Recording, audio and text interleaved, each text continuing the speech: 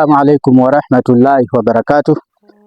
Tili ndi programu imene tikufuna ticheze nawo ndi mafumu amene adalowa kumene Chisilamu zaka ziwiri zapitazo. Mkumano umene umakhala bwino kwambiri pa nthawi imene mafumu athu alowa Chisilamu, zimakhala zabwinonso kuyenda nawo ndi kucheza nawo ndi kumva mavuto amene iwowa akukumana nawo nanga tingawathandize bwanji. So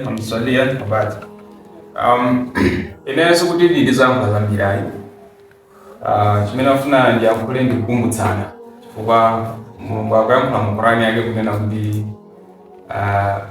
fadhakir faina dhikra tanfa'ul mu'minin, kumbutsanani chifukwa kukumbutsana kumathandiza anthu amene alokhulupirira. Ndipo zindikira kuti tonse amene tili muno ndife okhulupirira, komanso tasonkhana malo anowa kuti tiyankhulane zochepa zokha. Ndiye kupyolera mu nthawi imeneyi imene Allah watifesa kuti tikhale nayo iyi, ndimangofuna tingokumbutsanako kachinthu kena kake kochepa ndithu.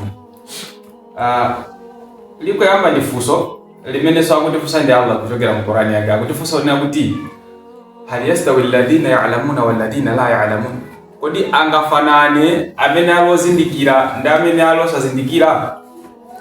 Funso likubwera kwa tonse, mukaza kuti angafanane ngati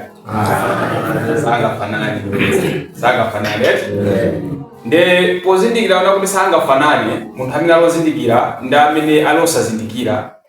Pachifukwa chimene chichi tikuyenera ndi kuti ifeyo tichite kuthekera kwathu kumene tingakwanise.